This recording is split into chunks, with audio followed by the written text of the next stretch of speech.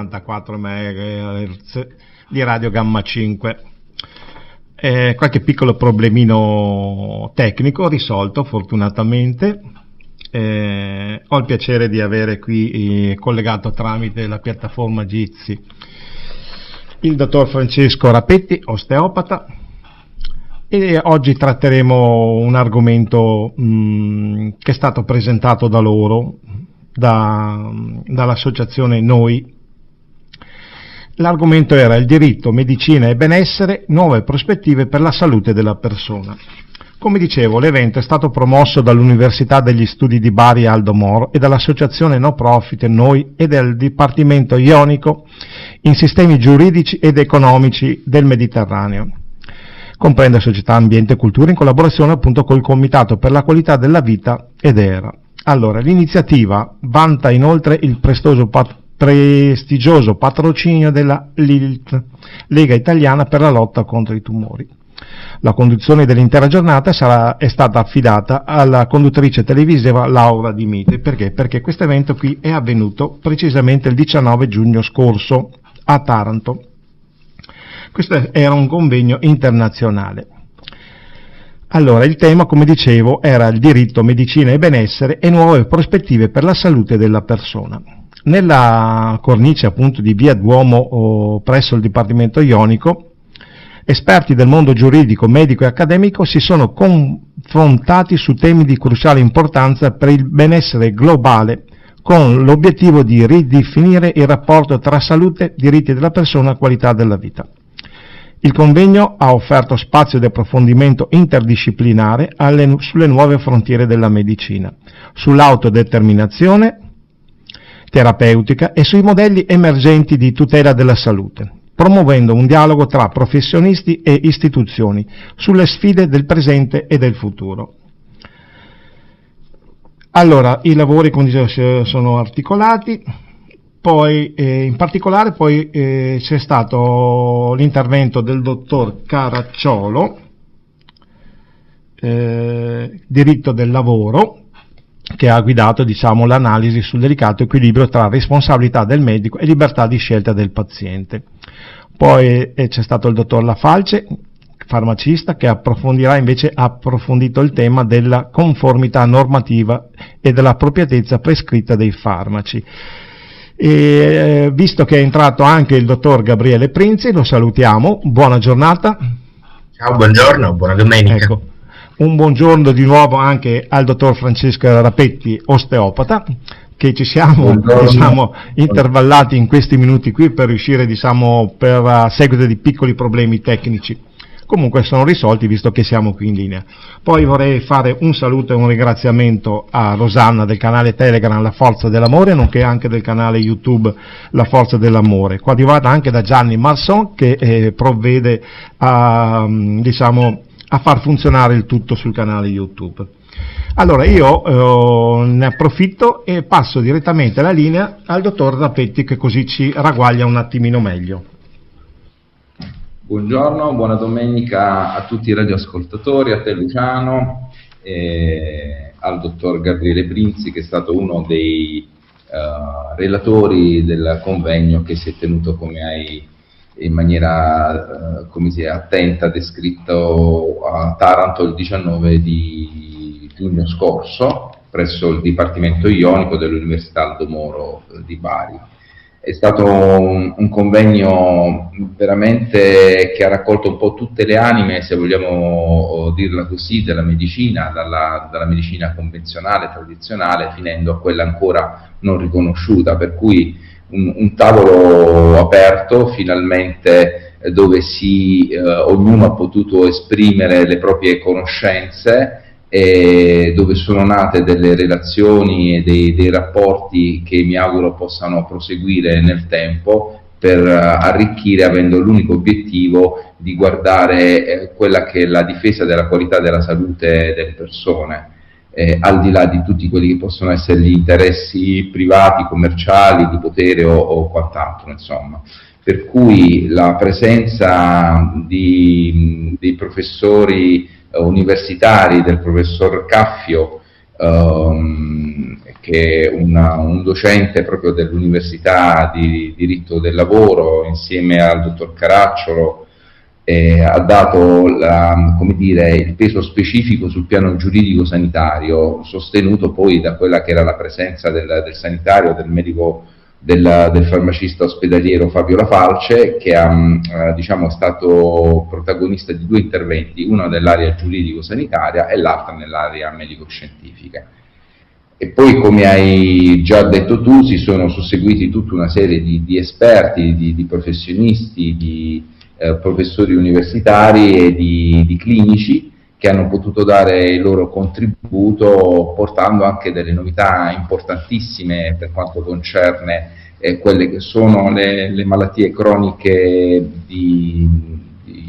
degenerative di basso grado, quelle silenti appunto, da dove poi evidentemente vengono fuori tutte le nostre patologie. Noi ricordiamo che abbiamo sicuramente una longevità importante rispetto al resto del mondo. In Italia si parla di una media di 83,4 come anni, un po' più per le signore, un po' meno per i signori, però la media è quella. Invece non è migliorata la qualità della salute, perché ci si ammala troppo presto, e quindi la lotta vera è quella sulla qualità della salute. Quindi ci interessa sicuramente la longevità, di migliorare e di vivere più a lungo, ma ci interessa soprattutto vivere in qualità, per cui arrivare a 90 anni in ottime condizioni significa potersi godere la vita per 90 anni e non dover viverla con l'angoscia e con i dolori.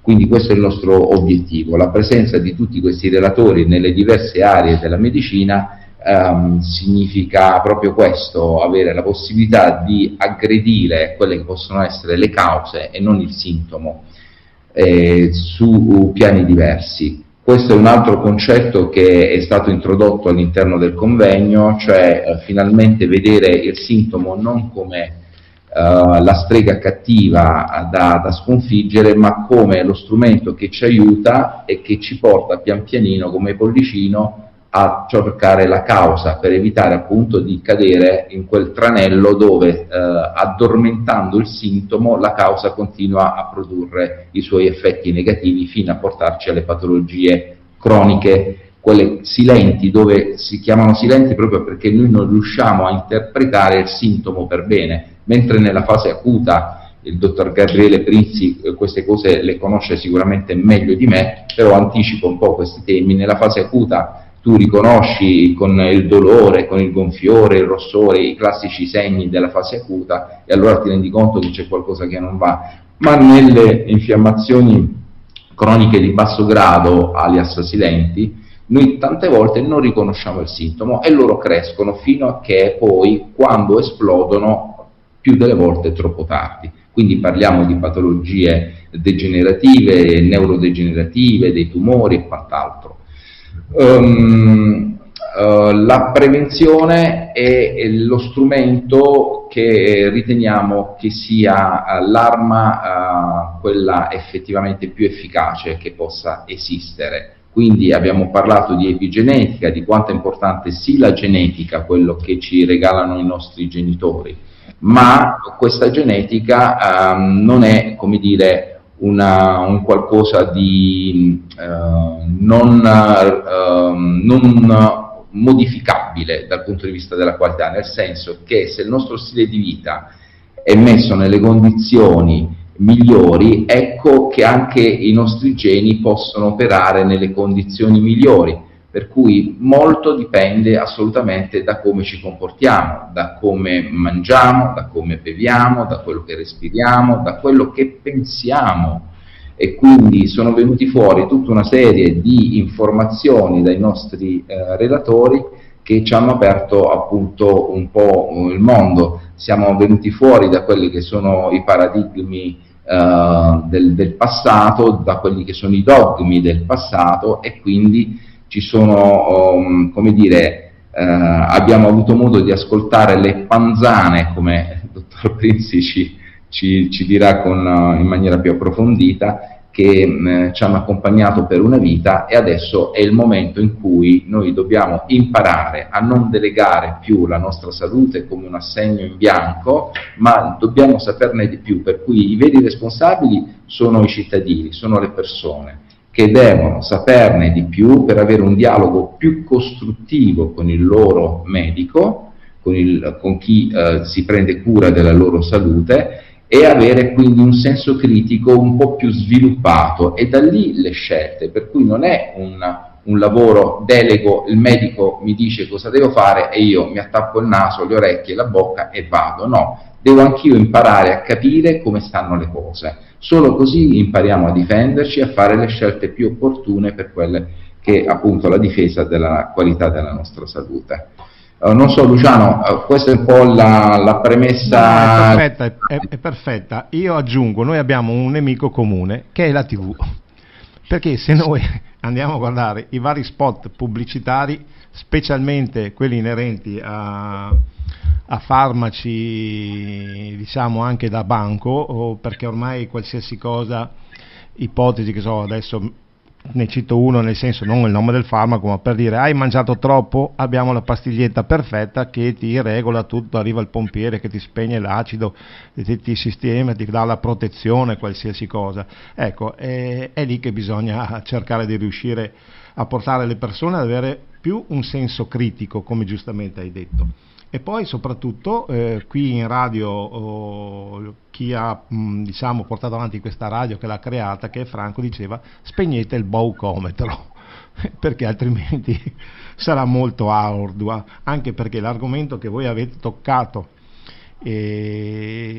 sicuramente, diciamo, dentro di noi sappiamo cosa è giusto, perché c'è poco da fare dentro. Se ci soffermiamo un attimino, facciamo una piccola, diciamo, riflessione, ci rendiamo conto che determinati stili di vita non vanno bene, determinati alimenti non vanno bene, però con la scusa appunto che siamo bombardati, prendo in senso lato, tutti, diciamo, da questi spot, da queste pubblicità, la vedo molto molto dura.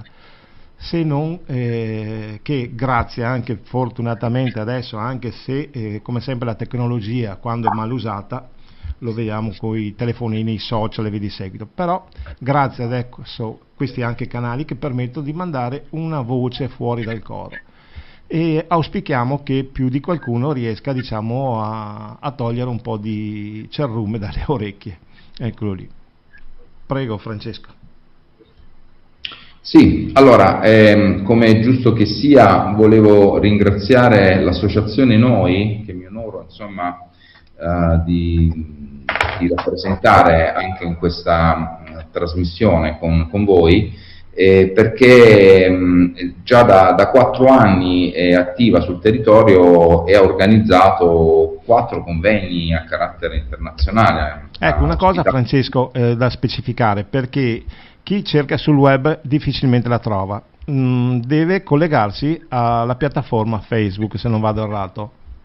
Sì, abbiamo sia la pagina Facebook Associazione Noi APS Taranto, deve sottolineare Taranto, nel senso che lo deve inserire più che sottolineare, quindi Associazione Noi APS Taranto, e c'è un'icona, c'è un cuore rosso-blu con 2 mani che si intrecciano, che si stringono.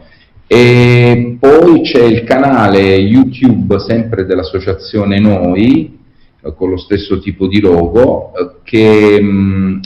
dove sono registrate tutte le relazioni dei vari convegni, incluso l'ultimo, per cui per chi volesse sentire il relatore per relatore, ogni relatore di solito, insomma, grosso modo ha avuto lo spazio di 20-30 minuti, per cui sono facilmente ascoltabili, fruibili, e comunque sono tutte lì, argomento per argomento, per cui c'è la possibilità di ascoltarli tutti. Considerate che eravamo in 12, per cui è chiaro che sono diverse ore di registrazione, ma è possibile come dire, ascoltare con calma relatore per relatore. E sono 2 piattaforme totalmente gratuite, per cui uno può tranquillamente scaricarsi i contenuti, e questo è. L'associazione Noi, dicevo, è un'associazione che si sostiene con è vero, abbiamo fatto una richiesta esagerata annuale di ben 20 euro, per cui chi si volesse iscrivere ha la possibilità di sostenere questo lavoro che facciamo, che è totalmente rivolto alla gente, di divulgazione, portando a Taranto dei nomi veramente importanti. Tu hai citato già il professor Schittuli, che è presidente della Lega Italiana Nazionale Tumori, che bontà loro hanno voluto patrocinare l'evento, ma abbiamo avuto anche professori universitari, il dottor Prinzi, voglio dire, qui è presente con noi, è un'eccellenza sul territorio nazionale, non solo per quanto riguarda la medicina, la chirurgia addominale d'urgenza, ma è un esperto tra l'altro di quelle che sono le condizioni del nostro intestino, e ci spiegherà bene come dallo stesso è possibile, se non tenuto nelle condizioni migliori l'intestino stesso, da lì partire a quelle che possono essere le infiammazioni a cui abbiamo fatto riferimento prima, di basso grado, e quindi il trasferimento di endotossini all'interno del nostro circolo e mantenere il sistema immunitario perennemente acceso, e da lì insomma a cascata tutti quelli che possono essere i problemi che affliggono già quelli con la nostra età, se non addirittura ancora più giovani, fino alla fine del nostro percorso terreno. Per cui grazie a questi tipi di consigli è possibile fare retromarcia e riportare le condizioni di salute. Poi abbiamo avuto altri esperti anche nell'ambito della cardiologia, ricordo il dottor Antonio Fusco e il chimico clinico Michele Spina, che hanno proposto anche qui a Taranto una collaborazione con alcuni centri di analisi, dove è possibile fare diciamo degli esami sia di routine e quelli non di routine, dai quali è possibile riconoscere le condizioni diciamo per quanto concerne il nostro equilibrio ossidativo, da dove è possibile riconoscere in maniera preventiva ed intervenire in maniera non invasiva sull'equilibrio, per esempio, dei nostri globuli rossi, degli eritrociti, e da lì intervenire per poter assolutamente risolvere condizioni difficili come le fibrillazioni atriali, per esempio. E quindi il dottor Fusco, con una serie di ricerche, è riuscito a capire come poter ridimensionare o risolvere proprio questo tipo di problematiche, che fino ad oggi si risolvevano esclusivamente con la chirurgia e alle volte non sono risolutive. Per cui queste sono delle nuove frontiere che assolutamente vale la pena guardare con estrema attenzione, e quindi ci hanno portato le loro novità, così come il dottor Fabio Lafalce ci ha parlato anche di molecole inorganiche importanti, che non sono ancora riconosciute come terapie, ma che vengono utilizzate per esempio per la purificazione dell'acqua. Parlo del diossido di cloro, diciamo che è un argomento piuttosto discusso a livello planetario, se ne parla da tanto tempo, e quindi vale la pena guardare con estrema attenzione, perché sono comunque degli elementi che possono tornare utilissimi per mantenere l'equilibrio della nostra salute. Così come è intervenuto dall'altra parte dell'oceano, cioè dalla Colombia, il dottor Edoardo Molina, parlando della medicina ortomolecolare, quindi di altissimi dosaggi di vitamine tramite endovena, infusioni endovenose, che possono essere alternative importanti a quelle che sono già le terapie in essere per le patologie come quelle oncologiche, come quelle degenerative. E il dottor Attilio Cavezzi, che è stato anche moderatore dell'area medico-scientifica, con un chirurgo vascolare, con le terapie non farmacologiche che focalizzano l'attenzione su patologie importanti degenerative come quelle del diabete. Insomma, c'è il dottor Tagliente, che è un esperto in microscopia, che parlava dell'importanza dell'acqua alcalina, di come alcalinizzare il nostro organismo significa rendere difficili le condizioni per virus, batteri, prioni e tutti i funghi e tutti quelli che possono essere elementi che possono portare a degenerazione, quindi mantenere l'equilibrio acido-base nel nostro organismo anche tramite un'acqua più alcalinizzante, ma per uno stile di vita più alcalino. Infatti lui, scherzando, però dicendo una verità, dice sempre: nasciamo basici e moriamo acidi. Alla fine è così, insomma, sostanzialmente, per cui è un tentativo di rallentare questo nostro terminare, che comunque è inevitabile, ma noi abbiamo, con lo stile di vita, con l'epigenetica, la possibilità assolutamente di rallentare questo percorso di conclusione nel migliore dei modi.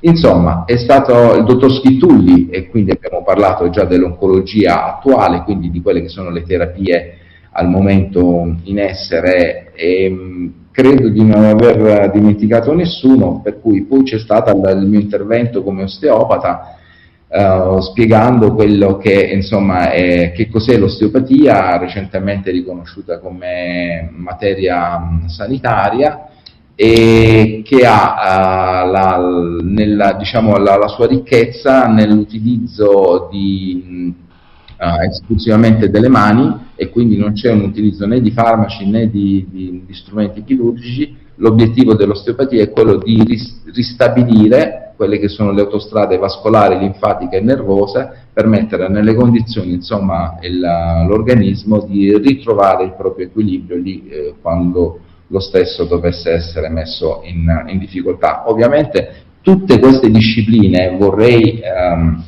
essere chiaro su questo punto, non sono da sole risolutive. Cioè, noi la prima cosa che dovremmo imparare a fare è cercare di non ammalarci, perché una volta che la macchina si è rotta, ovviamente dobbiamo correre ai ripari, ma avremo sempre una macchina rotta. Per cui l'obiettivo vero, la novità, che non è una novità, ma alla fine il sunto è quello, è avere cura di noi. Per avere cura di noi dobbiamo sapere come avere cura di noi, per cui partecipare a questi convegni, sostenere queste associazioni, significa saperne di più, per, come dicevo prima, per poter fare delle scelte consapevoli, soprattutto a casa, nello stile di vita. Poi il medico, l'osteopata, chi che sia, possono intervenire a supporto, a sostenere, sia nell'ambito della prevenzione, e che lì c'è veramente l'efficacia maggiore di quello che noi possiamo fare, sia purtroppo quando poi parliamo della medicina della malattia. Ma se noi ponessimo attenzione un po' di più alla medicina della salute, cioè quella della prevenzione, veramente le cose cambierebbero. Avremmo livelli energetici altissimi anche a 90 anni, e si può fare, non è una diceria, una barzelletta, si può assolutamente fare. Stiamo provando anche noi, operatori del settore, ad applicare le cose che abbiamo imparato, per cui mangiamo in un certo modo, facciamo attività fisica in un certo modo, cerchiamo di riposare in un certo modo, di avere una lettura della vita di un certo modo, perché tutto quello che ci circonda abbiamo capito che è una continua provocazione, ci crea stress, e noi dobbiamo imparare a gestire tutto quello che è intorno a noi per concentrarci meglio su noi stessi, altrimenti veniamo sistematicamente offesi, e di conseguenza si mette in moto tutto un circolo vizioso che ci porta poi, se non riusciamo a frenarlo, ad ammalarci. Ogni tanto bloccatemi, perché io sennò poi vado a ruota libera e finisco fino a... No, diciamo. Il bello è che parlo per le persone che hanno una certa età. Io mi sto avvicinando ai 70, diciamo. Ho fatto un lavoro, fra virgolette, che mi ha portato a esagerare col fumo e col caffè. E fortunatamente, diciamo, il fumo l'ho sganciato da ormai più di una quindicina d'anni. Il caffè, quello un po' meno me lo prendo, però d'altronde non solo quello. Ecco, dico, però c'è questo impegno che anche chi ha una certa età, perché il bello sarebbe che i bambini fossero educati all'inizio già in questa linea qui. Ci ritroviamo la responsabilità di noi adulti invece a dare degli esempi ai piccoli che vengono, che ci vedono, perché per esempio, faccio l'esempio, io ho fatto il carabiniere, quindi di conseguenza se un genitore passa col rosso e ha un piccolo in macchina o non rispetta i codici o non rispetta quello, il piccolo li assimila e poi un domani sarà lui stesso che passerà col rosso e via di seguito. Questo dicasi, noi se ci comportiamo male nel mangiare, nel bere, esagerare si intende, ovvio, e quant'altro, i piccoli che sono con noi sono le nostre fotocopie. E quindi lì, per quello che dico, che la vedo un po' dura, però non bisogna mai disperare, ecco. Luciano, tu sei avanti, perché hai intuito questo aspetto che non è così scontato, ma ti dirò di più. Qualche settimana fa, settimanale Lo Ionio della zona pugliese, mi ha, bontà loro, pubblicato un articolo che ho scritto sulla vita intrauterina, il neonato e i genitori. Allora, sostanzialmente la mamma col suo cordone umbilicale, oltre a trasferire tutto ciò che è importante per la salute del bambino, trasferisce anche tutto ciò che è importante per la malattia del bambino. Quindi se la mamma è stressata e quindi produce cortisolo continuamente, produce tutti quelli che sono gli ormoni dello stress, li trasferisce pari pari al bambino. Ma una mamma stressata la dobbiamo guardare anche all'interno di un contesto familiare. Se i rapporti con il compagno, con il marito sono adeguati, significa capire cosa succede nell'ambito con la famiglia acquisita, con la famiglia d'origine, significa capire sul posto del lavoro se questa mamma è nelle condizioni di poter fare una gestazione serena, perché tante volte quello che avviene diciamo per i lavoratori non è proprio così a favore delle future generazioni, anche quando la mamma è in attesa e magari sta subendo delle vessazioni in ambito lavorativo oppure è preoccupata per quelli che sono gli stipendi ai quali siamo abituati e quindi la preoccupazione per un futuro. Cioè dobbiamo imparare a vedere in maniera olistica la nostra salute. Noi è One Health, tutto il nostro pianeta, gli animali, quello che viviamo, tutto rientra all'interno poi del micro. Dal macro si scende piano piano al micro.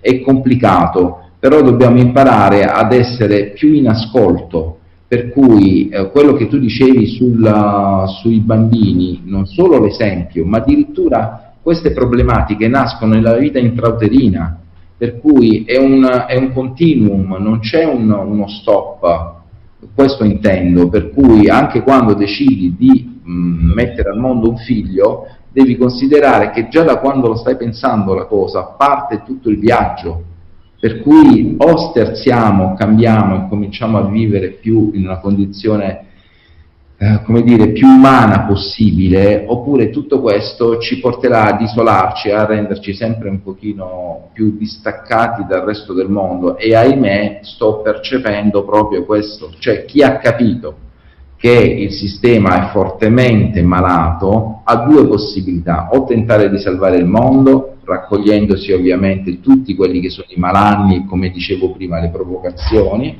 oppure tende ad isolarsi, perché si rende conto che questo tipo di vita è complicato da portarla avanti in maniera serena, per cui o tende a difendersi oppure tende a implodere. E questo è un bel tema e mi piacerebbe ascoltare qualche filosofo che possa darci delle indicazioni, diciamo, in merito a come eventualmente affrontare questi dubbi atroci che personalmente mi attanagliano e quindi li vivo proprio in prima persona.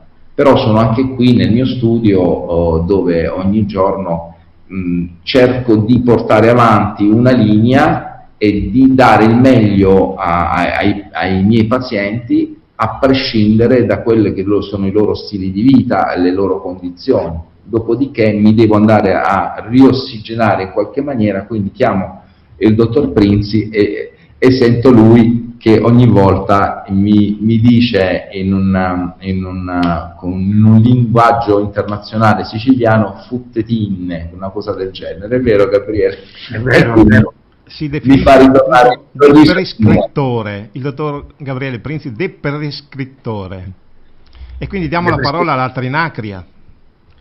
Deprescrittore, però devo essere onesto, non è un termine che ho inventato io. Ho conosciuto circa 10 anni fa un collega, il dottor Luca Speciani, con cui ancora per fortuna siamo in ottimi rapporti, il quale nell'ennesimo convegno, perché lui ha fatto una serie di convegni prima di trasferirsi poi in Svizzera nel periodo della pandemia, e in uno dei congressi in cui ci siamo conosciuti, ci siamo incontrati, ovviamente l'idea qual era? Che noi viviamo in un mondo, e ancora ad oggi è così ed è solo che peggiorato, viviamo in un mondo in cui la visione della persona, ovvero del paziente, potremmo dire del cliente perché c'è un doppio senso, è basato sui sintomi, quindi è basato su piccole manifestazioni, chiamiamole così, superficiali o super localizzate di un problema che noi chiamiamo malattia. Abbiamo creato, facendo riferimento al baucometro, no, non so se l'ho detto giusto, il baucometro ha iniziato a fare questo tipo di lavoro a partire dalla fine degli anni 60, comunque nel 70-71, utilizzando su Carosello una pubblicità in cui c'era Gillo Pontecorvo. Era una pubblicità ovviamente in bianco e nero, in totale silenzio, dove Gillo Pontecorvo proietta con un vecchio Super 8 il suo ultimo film a degli amici, e a un certo punto la voce fuori campo, nel silenzio totale, gli domanda: mangiato pesante? Mangiato troppo? Alka-Seltzer. Quindi lui butta l'Alka-Seltzer nel bicchiere, il rumore fa saltare in aria i suoi ospiti, ed ecco che abbiamo collegato, negli anni 70, abbiamo collegato un sintomo a un rimedio. Se qualcuno all'ascolto, ma anche voi, avete mai educato un cane, per educare un cane che cosa fai? Ripeti tutta una serie di rituali, per cui se fai il bravo arriva un premio, se fai il cattivo manca il premio, c'è una punizione. Se lo fai abbastanza a lungo, il cane acquisisce l'informazione, l'associazione tra la sua azione e il premio, tra la sua azione e la punizione, per cui andrà in direzione del premio. Noi esseri umani siamo non molto diversi da un cane, ed è dagli anni 70 che ci stanno portando nella direzione che per ogni sintomo c'è un farmaco. Il limite di questa visione, ecco dove sta la deprescrizione, chiedo scusa per la premessa che era doverosa. Se per ogni sintomo prendo un farmaco, il problema è che quando si presenta una sindrome, e per sindrome intendiamo un'associazione complessa dove ci sono, che ne so, 10, 15, 20 sintomi, allora ci troviamo un paziente che magari sta prendendo 5, 10, 20 farmaci, oppure farmaci integratori, farmaci e vitamine, e il limite della nostra capacità, parlo degli esseri umani, di capire che cacchio fanno chimicamente e farmacologicamente insieme 20 farmaci è impossibile. Cioè, poter comprendere i 20 farmaci, ognuno dei quali ha un effetto farmacologico principale ed effetti farmacologici secondari che noi chiamiamo effetti collaterali o complicazioni, ecco, ognuno di questi rende ancora più complicato capire se quella persona che ha 15-20 farmaci, quando ha un nuovo sintomo o quando ha un aggravarsi dei sintomi, la domanda è: ha una nuova malattia o è l'effetto collaterale dei suoi farmaci?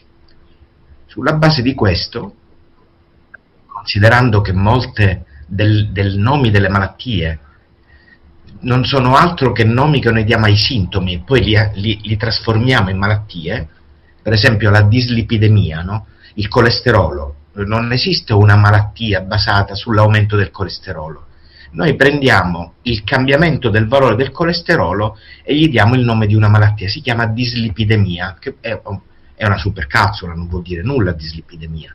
Però questa dislipidemia è la prima causa di paura della nostra popolazione italiana. Perché quando vengono da me delle persone che dicono ho il colesterolo alto, io gli chiedo, bene, ma cosa posso fare per il tuo colesterolo? La domanda è, lo devo abbassare, se no il mio cardiologo mi cazzia.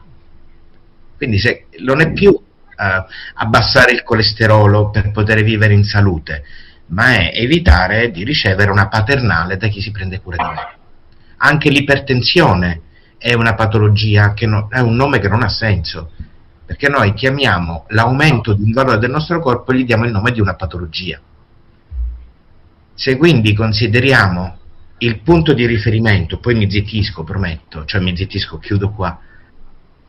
Se la nostra medicina, è una medicina in cui non mi riconosco ovviamente, se la nostra medicina è sintomocentrica e farmacocentrica, quindi cerca solo ed esclusivamente di zittire il sintomo utilizzando un farmaco, e allora esiste un gruppo in Italia, ma in Italia, Svizzera, in parte anche a San Marino, che si riconosce nell'idea del collega, il dottor Luca Speciani, sono i medici di segnale, fondamentalmente dei prescrittori, perché sanno riconoscere quando arriva una persona che ha bisogno di aiuto, una persona che soffre, un paziente, sanno riconoscere quanti farmaci sono stati prescritti in maniera inutile e inappropriata, per cui l'idea è, sapendolo fare, di incominciare a toglierli, cioè togliere i farmaci per far sì di vedere, al di sotto degli effetti collaterali dei farmaci, qual è il vero problema di quella persona. Io ho una paura però, che ciò si possa scontrare con i protocolli, che ovviamente poi gli ordini dei medici, quel povero, medico di base, che si trova, fra virgolette, quasi costretto a dover seguire determinate cose, non più in coscienza sua, ma questa è uno scoglio che bisognerebbe riuscire a eliminare. La tua paura è reale e vorrei essere di domenica mattina, in questo secondo incontro con te, timidamente pessimista. Perché timidamente pessimista? Perché, vedi, i protocolli sono stati una grandissima idea, una grandissima rivoluzione in medicina nel momento in cui si sono occupati dell'emergenza urgenza. Io provengo da un'esperienza di chirurgia addominale d'urgenza, per cui conosco quel mondo, e sapere nell'arco di minuti, avendo uno schema interpretativo, sapere come velocemente identificare per esempio un infarto e intervenire immediatamente, ha sicuramente salvato un sacco di persone. Vero. Quindi in quel caso il protocollo, cos'è che presupponeva il protocollo? Uno è la velocità di intervento e l'altro è le migliori pratiche fatte nel mondo con i migliori risultati. Quando questo tipo di filosofia, perfettamente funzionante nell'emergenza urgenza, l'hanno presa nel cronico, hanno fatto, stavo per dire una parolaccia, hanno fatto una sciocchezza. Questo perché nell'ambito del cronico hanno confuso, ovvero hanno messo sullo stesso piano maschi e femmine, giovani e anziani, donne mestruate con donne in menopausa, persone che avevano un certo tipo di valore e un altro tipo di valore, l'hanno messi tutti insieme, come se non ci fosse una differenza interindividuale che la stessa scienza riconosce, tanto che sono anni, per esempio, che si parla di fare lavori scientifici sull'aspirina. Cito l'aspirina perché è uno dei pochissimi farmaci meravigliosi che esistono nel mondo, dove scoprono per esempio che la quantità di aspirina che si deve dare agli uomini, ai maschi e alle femmine è diversa, perché il loro metabolismo e la loro genetica è diversa, e si va sempre di più in quello che si chiama la cosiddetta medicina personalizzata. Peccato che da un lato il pianeta scienza dice andiamo verso la medicina personalizzata, dall'altro non esiste nessuna personalizzazione, perché che tu sia un bambino di 9 anni o che tu sia un anziano di 80 anni, maschio, femmina, eccetera, il tuo colesterolo comunque deve stare al di sotto di un certo livello, punto. Quindi questa è la personalizzazione.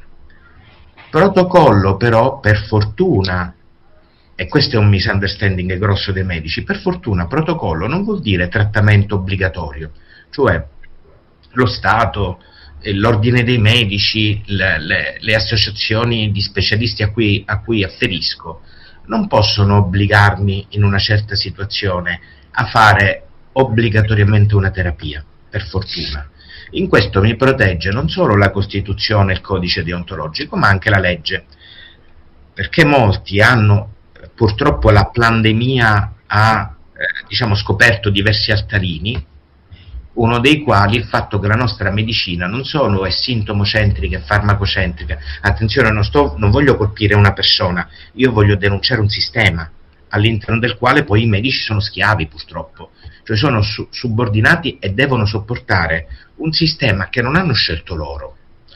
Perciò presuppone che se io sono ginecologo, ortopedico o chirurgo plastico, io pago un'assicurazione ogni anno che ha una quantità enorme di soldi.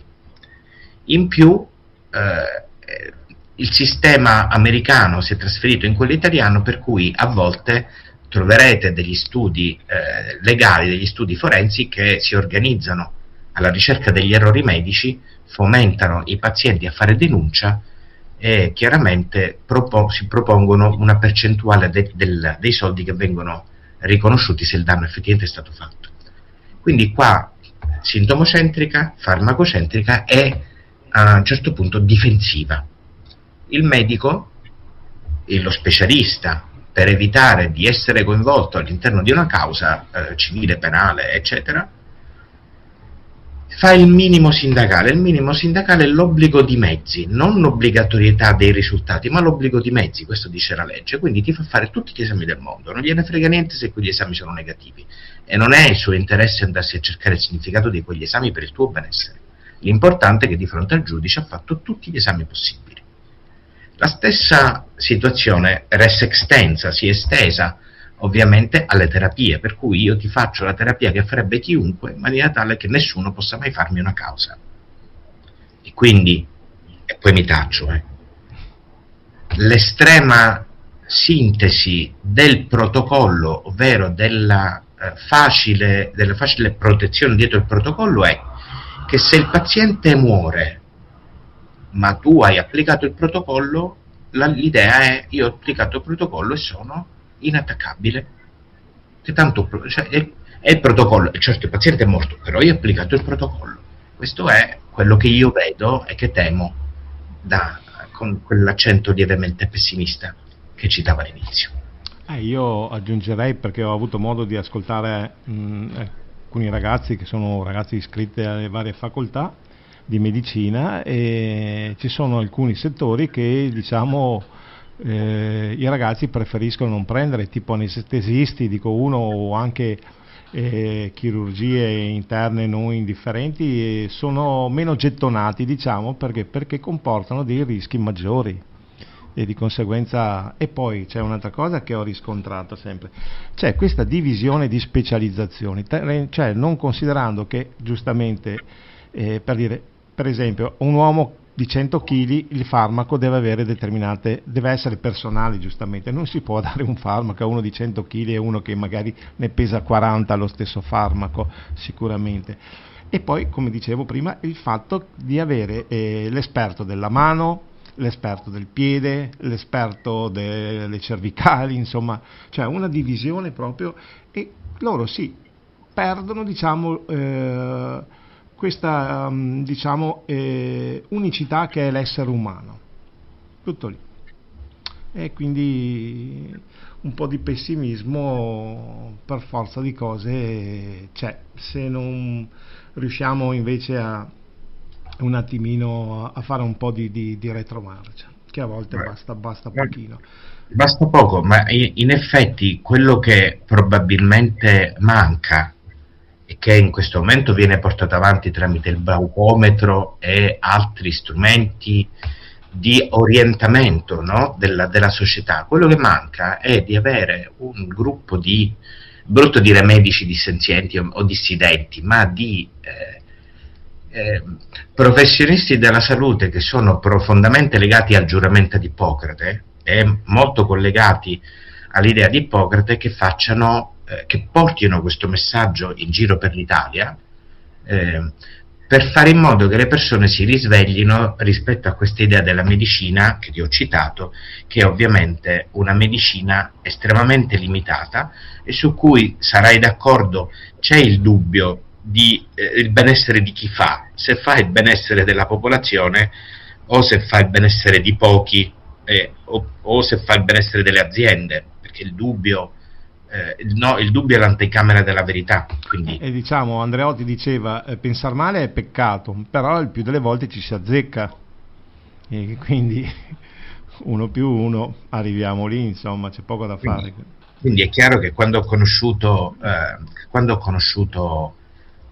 Francesco, e considerando che io collaboro con osteopati almeno dal 2014-2015, abbiamo gestito per anni un ambulatorio che si occupava di gastroenterologia, dove c'erano medico e osteopata insieme a fare la visita, no? Per dire.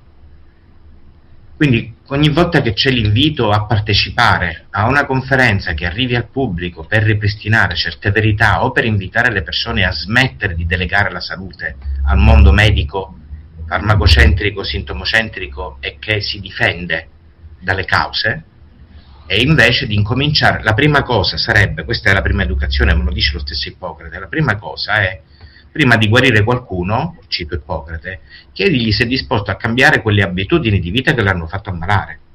È inutile a una persona, facevi l'esempio di una persona di 100 kg, è inutile a una persona che magari pesa 300 kg, esagero, che è un amante dei dolci e dei carboidrati al punto tale da esserne dipendente. Non è la pillola o un farmaco o 10 farmaci che lo staccano da quella dipendenza. Così come la mancanza di attività fisica, il sonno pessimo per via delle luci artificiali, il fatto che non andiamo più a mare, non stiamo più al sole. Beh, poi dovremmo chiederci se c'è qualcosa che hanno messo tra noi e il sole. Questo sarebbe non da chiederselo, ma giustamente da capire come poter intervenire. Noi nella nostra filosofia spieghiamo tanto che sono 2 piante, cioè una della terra e l'altra del mare, che sono dei chelanti, dei metalli, e le consigliamo a tutti per sicurezza. Quindi come si chiama? È il cibo che mangiamo, al di là del fatto che è cibo raffinato a 0 kilocalorie, a 0 nutrienti, il cibo integrale a 0 nutrienti, e in più l'integrale si ruba i sali minerali. E già semplicemente per questo i succhi di frutta dati ai bambini, perché il frutto è da maleducati non mangiare il frutto, c'è il succo di frutta, no? E quindi tutto questo che cosa fa? Genera quel sintomo, attenzione, non è una malattia, e poi magari Francesco mi dà la sua visione, quel sintomo che noi chiamiamo osteopenia e osteoporosi, sintomo a cui abbiamo dato un nome in modo tale da staccarlo dalle cause. Tu soffri di osteoporosi, soffri di osteopenia. Quindi, siccome hai questa malattia, devi prendere questo farmaco. Allora, diciamolo a chi ci sta ascoltando, la prima causa di osteoporosi è il fatto che non ci muoviamo più, non camminiamo più, i nostri muscoli, le ossa, i tendini non ricevono il messaggio giusto, in più viviamo in un mondo acido per via della farina raffinata, della farina integrale. Il cervello, che ha bisogno di sale per funzionare, attenzione, lo dico a tutti quelli che hanno tolto il sale dalla tavola perché hai l'ipertensione, il sintomo ipertensione, ok? Senza il sale il cervello non può funzionare, ha bisogno di sali, cioè cariche ioniche positive e negative, per poter trasmettere un segnale elettrico, e dal cervello viene trasmesso al muscolo, quindi non possiamo né vivere né muoverci. Se il cervello riconosce che noi mangiamo troppa, stavo per dire merda, raffinata, o ci manca il sale, dice a un ormone, si chiama paratormone, oh, vai a prendere il sale che abbiamo nella cassaforte e vai alle ossa, vai a produrre bicarbonati dai sali che abbiamo nelle ossa, perché dobbiamo tamponare l'acidità. Il medico, un mio amico aggiungerebbe una R, però il medico vede l'osteoporosi e dice: bene, questo è l'ormone, questo è l'integratore di calcio che devi prendere. Non si domanda perché quella persona è arrivata ad avere l'osteoporosi, non gliene frega niente. Francesco? Io mi taccio. Scusami, era la domanda a me? Sì, la tua valutazione di quello che ho detto sull'osteoporosi. Sì, io la leggo così, e ovviamente condivido pure le virgole di quello che hai detto, Gabriele. I problemi nascono della malattia, qualunque malattia, sempre al di fuori della cellula. Prima si pensava che i problemi fossero all'interno della cellula, ma la cellula funziona bene nel momento in cui riesce a comunicare col suo ambiente esterno. cioè diciamo mare magnum, la matrice extracellulare, nel quale sono immerse circa 40.000 miliardi di cellule, che sono, diciamo, tutto il nostro, la nostra squadra di cellule che compongono l'essere umano, quello adulto, no? Bene, la cellula, se si trova in una condizione di comunicare bene con l'esterno, riesce a ricevere dall'esterno, da questa matrice extracellulare, da questo liquido interstiziale, tutti quelli che sono i nutrimenti per poter poi fare il suo lavoro. Qual è il lavoro della cellula? Produrre ATP, energia. Bene. Dopodiché, una volta che ha prodotto energia la cellula, deve poi portare gli scarti di questa produzione all'esterno della cellula, e quindi all'interno di questo mare magnum noi abbiamo il trasferimento degli elementi nutritivi per la cellula, ma anche quella che poi è, tra virgolette, l'immondizia che la cellula produce e che deve essere portato via. Bene.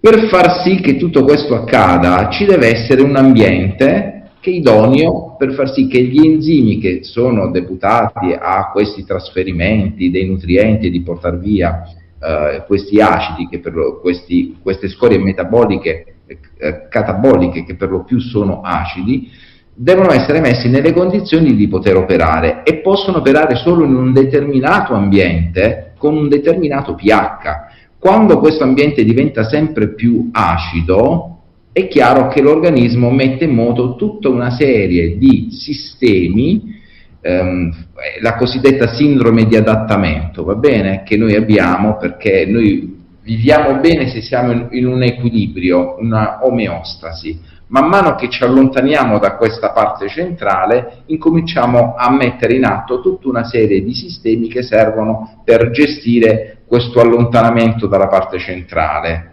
ok? Quando riusciamo con questi sistemi a riportarci nella parte centrale, funziona tutto bene. Quando non riusciamo più a farlo, ecco che iniziano, si innescano le premesse per le patologie. Per cui in questa sindrome di adattamento che noi abbiamo quando cerchiamo di riportare tutto il nostro pH, per esempio, in quello che deve essere il suo pH giusto per quell'ambiente, perché ogni ambiente ha il suo pH, nello stomaco ce n'è uno, nel sangue ce n'è un altro, nella matrice ce n'è un altro che è simile a quello del sangue, però se le cose non sono nell'ambiente giusto, ecco che il sistema tende a bloccarsi. Quando nella matrice extracellulare, per arrivare al punto, il pH tende a essere più acido, quella parte più liquida diventa sempre più gelatinosa e gli enzimi incominciano a non muoversi più bene, a non fare più bene il loro lavoro. Che succede? Che il nostro corpo, in quella sindrome di adattamento, cerca di trovare delle soluzioni. E dove le va a trovare queste soluzioni? Per esempio, cerca di basificare quella parte che è acida. E dove stanno i depositi basici? Guarda caso proprio nelle strutture scheletriche, esattamente. Allora, una donna che ovviamente, o un uomo, dicevo una donna perché poi con la menopausa subentrano altri equilibri a carattere ormonale che possono accelerare certi processi, ma comunque sia, quando si crea un'osteopenia o ancora peggio un'osteoporosi, bisogna andare innanzitutto a controllare il nostro metabolismo, capire com'è all'interno la questione e perché c'è questa perdita di calcio, di sali, che possono fare che cos'altro? L'organismo, quando si sente attaccato in acidosi, tende a recuperare queste parti basiche e quindi chiaramente cerca di portare all'equilibrio. Gabriele parlava pure di una stimolazione meccanica, perché le cellule che ricostruiscono l'osso, gli osteoblasti, sono stimolati nel momento in cui ci sono delle trazioni meccaniche, quindi ogni volta che noi facciamo attività fisica, il muscolo si contrae, tramite il suo tendine va a stimolare il periosteo, che è la parte più superficiale dell'osso, si mette in moto tutto un meccanismo anche metabolico che cerca di portare alla produzione e al ricambio cellulare. Quindi dagli osteoclasti agli osteoblasti. Per cui 10 è secondi, importante... poi mi parte la pubblicità in automatico e quindi anzi ci dobbiamo a poi. Allora 4 secondi, 3, 2, 1, c'è la pubblicità. Eccoci tornati in diretta radiofonica, siamo sempre sui 94 MHz. Ho il piacere di avere in collegamento il dottor Francesco Rapetti, scusate, e il dottor Gabriele Prinzi. Allora, c'è un messaggio che magari ci permette di agganciare poi un altro discorso. Dice Z qui, tante belle parole che sono da anni sempre le stesse, bei discorsi pindarici, ma vogliamo passare a qualcosa di pratico con esempi specifici o continuiamo a chiacchierare? Allora Francesco, che dici? Sì, passiamo al pratico. Allora, il pratico è messa così la cosa. Io insegno nella scuola pubblica, sono un docente, laureato in scienze motorie, specializzato per le attività sul sostegno all'inclusione dei ragazzi con disabilità, e nel pomeriggio invece mi dedico allo studio ai miei pazienti come osteopata.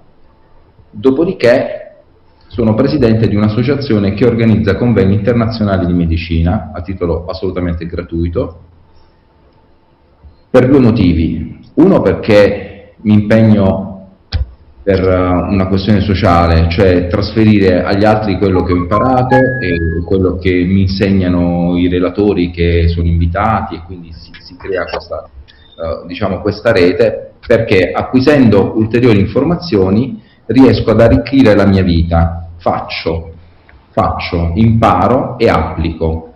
Cosa ho imparato ad applicare? Ho imparato ad applicare il digiuno intermittente, per esempio, che abbassa clamorosamente i livelli di infiammazione, perché grazie a un sistema che si porta a autocontrollarsi, a creare quell'autofagia di quelli che sono gli elementi che all'interno del nostro corpo comunque collaborano a creare infiammazioni. Ecco, il digiuno sicuramente è uno strumento potentissimo, gratuito, che bisogna applicare. Ognuno di noi deve imparare ad applicare, sapere come funziona, come si può fare, per cui bisogna informarsi, ci vuole partecipazione attiva anche da parte di chi in questo momento sta ascoltando e vuole sapere cosa deve fare. Deve fare per esempio il digiuno intermittente. Per fare il digiuno intermittente bisogna studiare, bisogna andare ai convegni, bisogna avere relazioni con gli altri e capire e parlare con chi ne sa di più.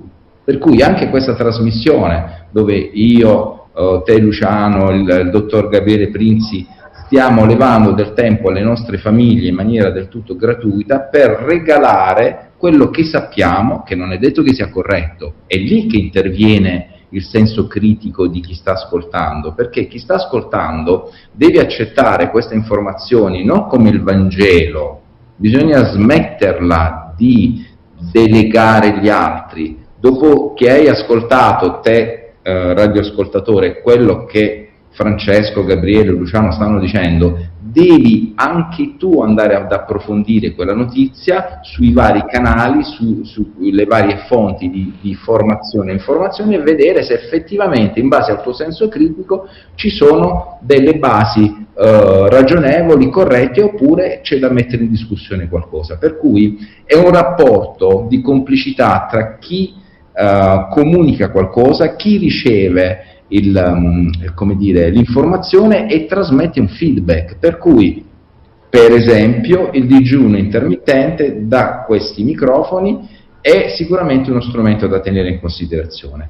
La corretta alimentazione, quando il dottor Gabriele Prinzi parlava dei cibi raffinati, parlava degli zuccheri, parlava di un certo tipo di alimentazione, bisogna saperne di più. Quindi mettete in discussione quello che dice il dottor Prinzi, andate ad approfondire la questione voi, perché voi dovete avere il senso critico e decidere se è corretto oppure no. Dopodiché, se effettivamente quello che dice il dottor Prinzi è corretto, nessuno vi sta chiedendo o chiede a noi di essere dei marziani sulla Terra, cioè quando è il momento di festeggiare, di mangiarsi la torta, di mangiarsi il bel piatto di spaghettoni, mangiamolo con gioia, Dopodiché però lo dobbiamo considerare come l'eccezione, perché noi ci ammaliamo nella regola, non nell'eccezione. Il nostro quotidiano deve essere in salute, non quando festeggiamo con gli amici. Lì ci dobbiamo rilassare, dobbiamo partecipare, dobbiamo socializzare, ma a casa il nostro frigo deve essere alcalinizzante, cioè deve riportare il famoso pH in equilibrio il più possibile.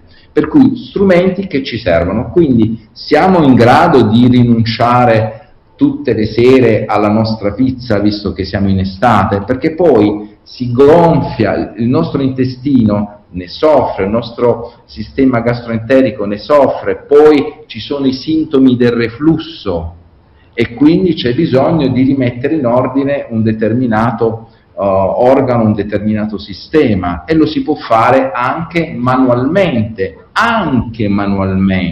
ma c'è bisogno di intervenire anche dall'interno, cioè deprescrivere, cioè mettere meno dentro il nostro organismo quello che ci fa infiammare e cercare di aggiungere quello che invece ci sfiamma, diciamo così, anche se non è un termine corretto, ma ci siamo capiti.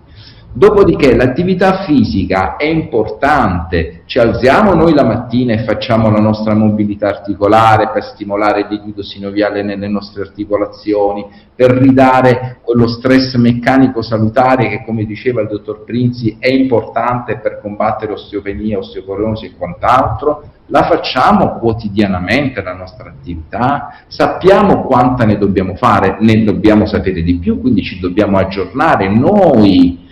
Il medico, chi si prende cura della tua salute ti dà i consigli, ma poi tu devi approfondire le cose, non si può delegare sempre agli altri. Quindi abbiamo parlato di alimentazione, abbiamo parlato di digiuno, abbiamo parlato di attività motoria, la facciamo un pochino di meditazione, riusciamo a stimolare il nostro sistema ormonale in maniera tale da abbassare i livelli di stress e nella nostra vita, nel nostro quotidiano, nel nostro stile di vita. Questa è l'epigenetica che combatte l'acidosi, questa è l'epigenetica che stimola e modifica i risultati del nostro DNA. Per cui anche lì costo zero, meditazione, training autogeno, camminare sulla terra, sulla spiaggia, prendere il sole, tutto costo zero, ma lo dobbiamo fare, ci dobbiamo alzare dalla poltrona e dobbiamo andare a vivere in questa maniera qui. Il sonno è una cosa determinante, il riposo, quindi come accennava il dottor Prinzi, attenzione alle luci, alle fonti luminose, alle fonti sonore, a tutti i telefonini che abbiamo attaccati sul nostro comodino. Cambiamo lo stile di vita, questa è un'altra cosa che possiamo fare. Non so, ci sono, se i nostri convegni fossero come dire, più di successo, con una maggior presenza di popolazione, ecco che tanti errori già li eviteremmo, incominceremmo ad avere una cultura della salute già diversa. Per cui qual è l'errore clamoroso che noi facciamo? È: ditemi che cosa devo fare. No, io direi al contrario: tu che cos'è che vuoi fare? Cioè, vuoi veramente acculturarti, vuoi veramente approfondire su determinati temi? Allora devi partecipare, devi darci il tuo contributo. Così come adesso c'è stato il contributo di questo signore che si lamentava del fatto che cosa dobbiamo fare. Bene, a noi dai la possibilità di trasferire ulteriormente e meglio queste informazioni. Dall'altra parte, chi ascolta però poi deve venire a partecipare, deve aggiornarsi, deve provare ad avere delle relazioni e soprattutto, una volta che ha capito la bontà di un percorso diverso, lo deve applicare. Perché forse è arrivato il momento che più che mettere nel nostro organismo dobbiamo levare. Noi siamo saturi di tante cose, dagli stress mentali al troppo cibo, addirittura alla troppa attività motoria, e parla chi dell'attività motoria ne ha fatto una propria professione. La fatica che faccio a parlare con i personal trainer, con gli istruttori, dove vanno sempre a aumentare i carichi, che non è l'equilibrio che cerca il corpo, anzi il corpo cerca la compensazione, cerca di limitare il troppo. Quindi dovremmo lavorare sul levare più che il mettere, perché questa è una società dell'abbondanza, però è l'abbondanza, è così, l'equilibrio è al centro. Noi dobbiamo imparare a fare le cose nella parte centrale. Ogni volta che ci spostiamo andiamo in quella famosa sindrome di adattamento che cerca di riportarci al centro. Quando non riusciamo a fare andiamo in esaurimento e lì incomincia la strada per le patologie. Chiudo dicendo, vi ricordate quella questione sulle infiammazioni croniche silenti? Ecco, una chicca: quando vi manca l'energia a 40 anni, a 50 anni, a 60 anni, a 70 anni, non è perché siamo diventati grandi, anziani ed è normale che sia così. Non c'è niente di normale in quello, è semplicemente che ci stiamo avvelenando e quindi non riusciamo più a produrre l'energia. Proviamo a sterzare, a cambiare stile energetico e vi posso garantire che ritornerete a fare le maratone, non la corsetta, le maratone, così come è capitato a me, avevo 40 anni, adesso ne ho 61, quando ho visto al 36esimo chilometro a Roma che c'era un nonnino che piano piano mi superava. Lì ho capito che dipendeva da me, perché se questo nonnino, che aveva almeno 20 anni più di me, riusciva a superarmi, vuol dire che io ancora non avevo capito bene che cosa dovevo fare e che a 60 anni c'è la possibilità di superare anche il quarantenne, se il quarantenne non si muove e non vive nel modo giusto. Per cui lunga vita all'epigenetica, dobbiamo imparare di più che cosa significa epigenetica, dobbiamo capire, dobbiamo approfondire, dobbiamo partecipare e non dobbiamo essere più passivi nel ricevere le informazioni dagli altri senza capire se quelle informazioni sono vere o sono false. Allora, ho un messaggio, anzi un paio di messaggi.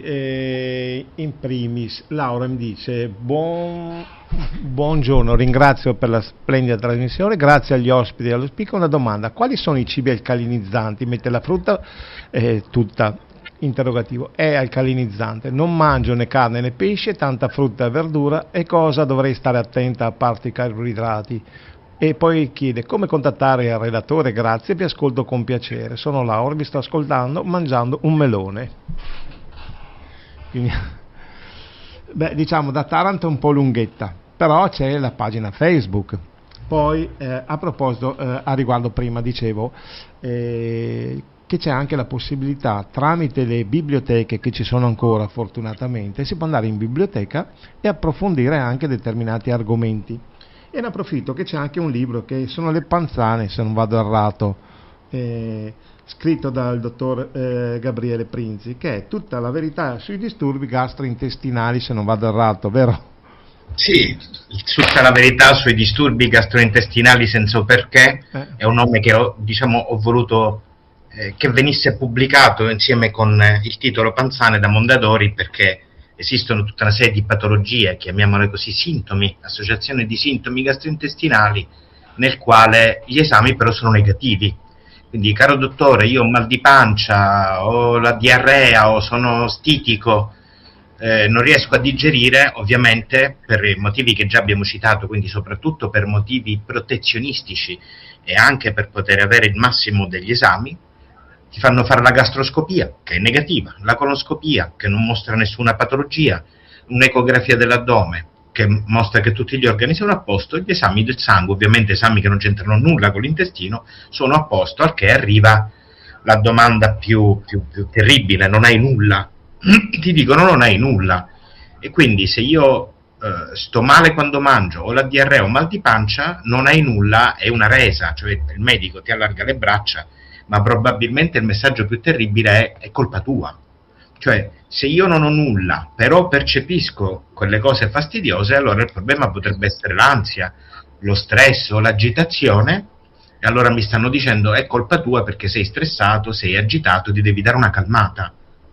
Peccato che anche con l'arrivo dei migliori psicofarmaci o dei farmaci sintomatici per l'ansia, il problema non cambia. E quindi queste patologie, che hanno un nome e un cognome, no? Dal 2016 sono tra l'altro diventate, queste patologie poi gli diamo un nome, potrebbe essere colon irritabile, che non esiste, però chiamiamolo colon irritabile, potrebbe essere la dispepsia, ovvero la difficoltà a digerire. La letteratura riconosce dal 2016 che questi sono i sintomi, sono i prodromi di patologie brutte come l'Alzheimer, il Parkinson e in generale la demenza. Questo perché ovviamente, se ci pensiamo, visto che il corpo non è fatto di pezzi separati, cioè non è che il cervello abita a 6 km da qui e la vescica abita al piano di sotto, no? Ciò vuol dire che il cervello, per poter campare, per poter vivere, deve essere nutrito correttamente. Se noi mangiamo male, la prima cosa che succede, chi parlava prima chiedeva dei cibi alcalini, io ti dico ancora peggio, i cibi fermentabili, perché la frutta è tutta fermentabile. Allora l'utente che ci ha fatto la domanda poco fa dovrebbe domandarsi: ma io quando mi mangio l'anguria, quando mi mangio una pesca, quando mi mangio le ciliegie, le sto mangiando io, le sto mangiando per me, o tra me e il mio corpo, tra la mia bocca e il mio corpo c'è uno strato spesso di microrganismi voraci, i quali appena vedono qualcosa che è zuccherino, lattosio, il fruttosio e il glucosio, li aggredisce, li mangia e li fermenta. Quindi quello che arriva a noi, poi è chiaro, possiamo parlare di quelli che sono i cibi alcalini, ma quello che arriva a noi è una parte di quello che loro hanno elaborato. Quindi non mangiamo mai veramente per noi, e ciò presuppone che se quello che mangiamo è privo di nutrienti, cioè privo di sali minerali e vitamine, il nostro cervello incomincia a soffrire perché dice: non mi state dando da mangiare. Se poi il nostro corpo è pieno di animaletti che fermentano, perché questo è il risultato di un'alimentazione basata per il 70-80% su un alimento buonissimo ma fermentescibile come è il grano, oltre che ovviamente su una serie di alimenti che sono più fermentescibili, più fermentabili di altri, tu in quella maniera campi, cioè cresci un organo fatto di batteri che però sono tutti orientati alla fermentazione. E la fermentazione non è che è sbagliata di per sé, ci serve, ma quando il nostro intestino lavora esclusivamente di fermentazione, la prima cosa che capita sono gonfiore, diarrea, dolore addominale. Cioè questo è tutto legato alla fermentazione. E maggiore il quantitativo di questi microrganismi fermentanti che abbiamo, più veloce è l'effetto della fermentazione rispetto al pasto. Non è più 1 ora o 2 ore dopo che ho mangiato. Per alcuni la reazione in direzione della diarrea, stiamo parlando dell'arco di minuti, cioè il gonfiore nell'arco di 5-10 minuti mentre sto mangiando, la diarrea nell'arco di 10, 20, 30 minuti alla fine del pasto. Questi sintomi ovviamente vengono indagati da qualunque medico, perché sarebbero preoccupanti per chiunque, per l'impatto che hanno come minimo sulla vita sociale. Dottore, non mi posso mangiare più la pizza, dottore, non posso più uscire con gli amici, cioè questa è la preoccupazione che hanno gli utenti, i pazienti. Se vai a fare degli esami di sangue non troverai nulla.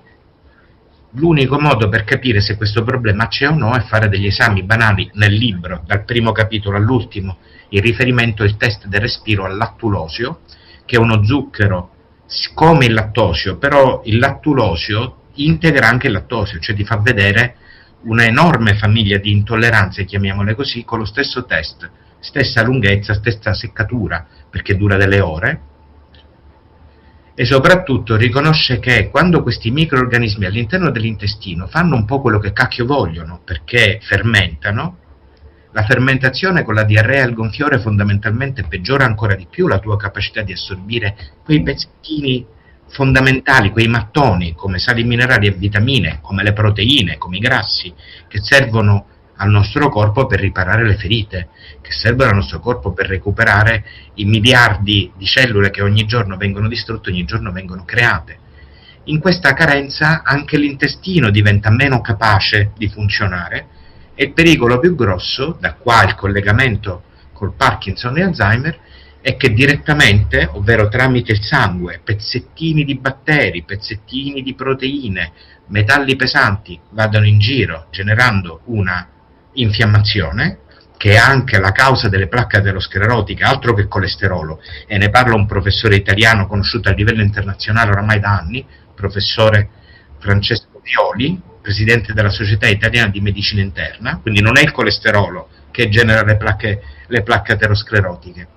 La cosa più brutta che noi sappiamo, ma su cui tutti i medici stanno mentendo, tutti i medici stanno zitti, e quindi ecco dove sta l'idea del libro.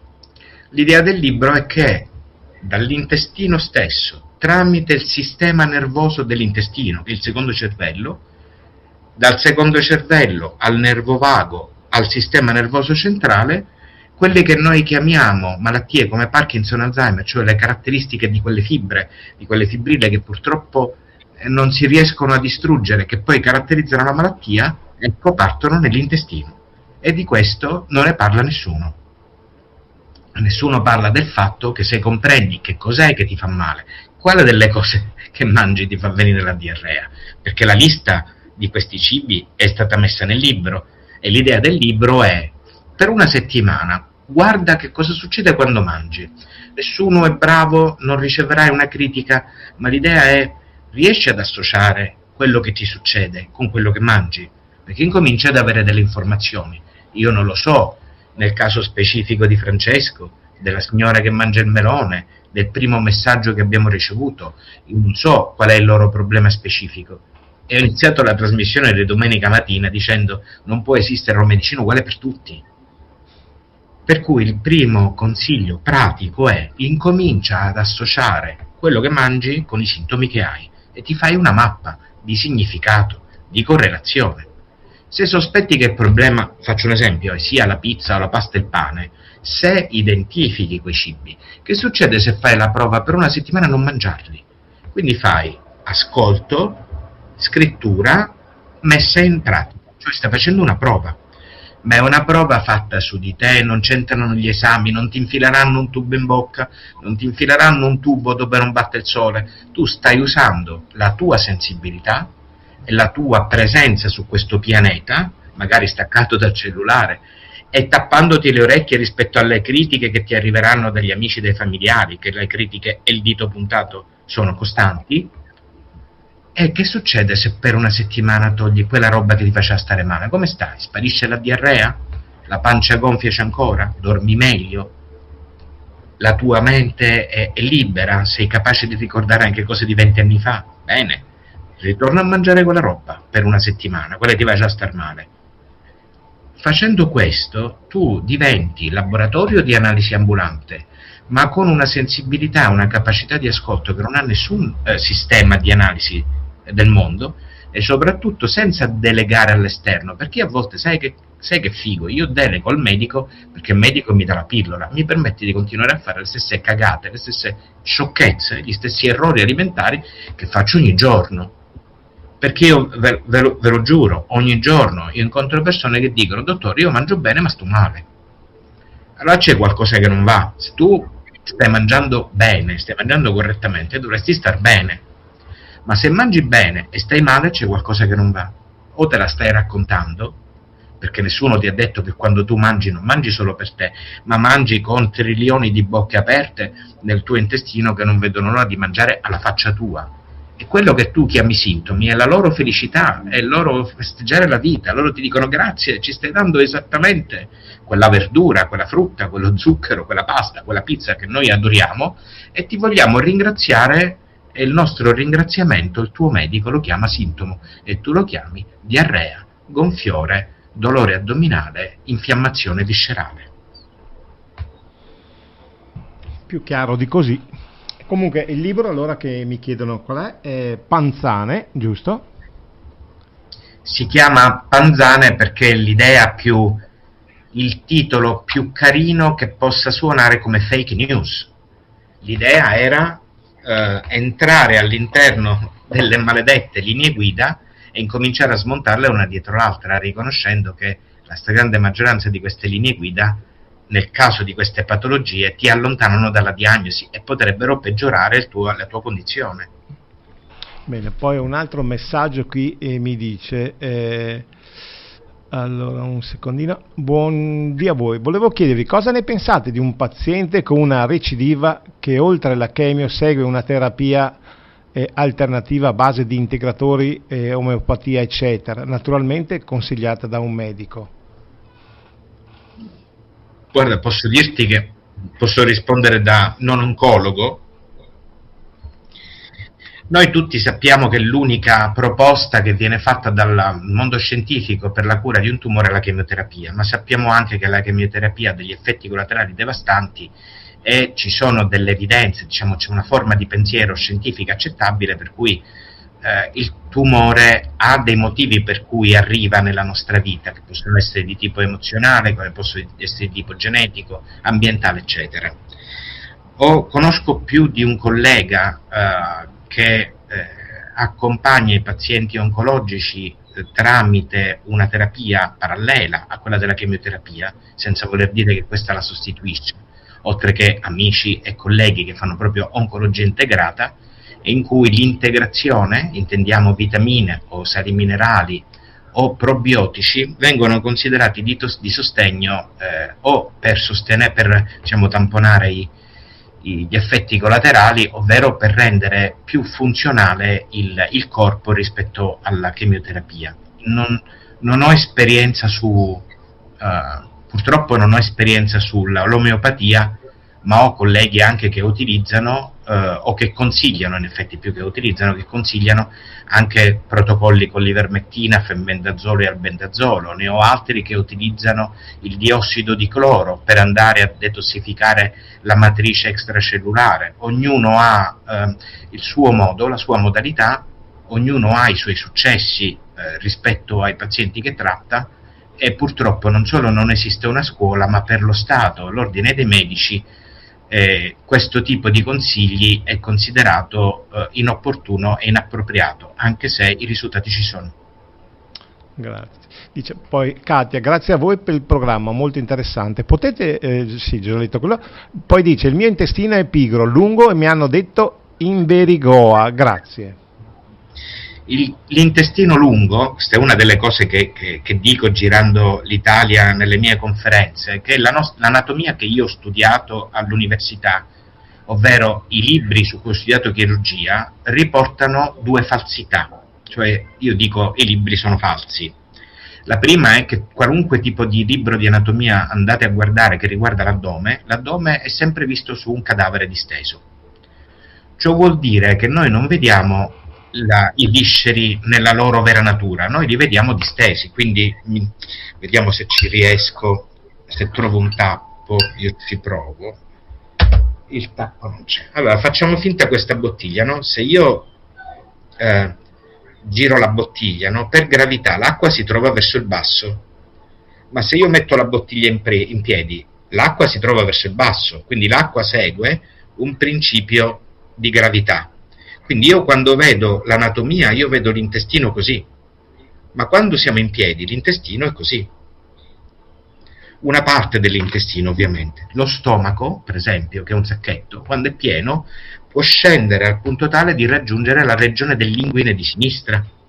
Il colon trasverso, che nelle immagini di internet è quello che sembra un sorriso nella parte più alta dell'addome, il colon trasverso può raggiungere il bacino.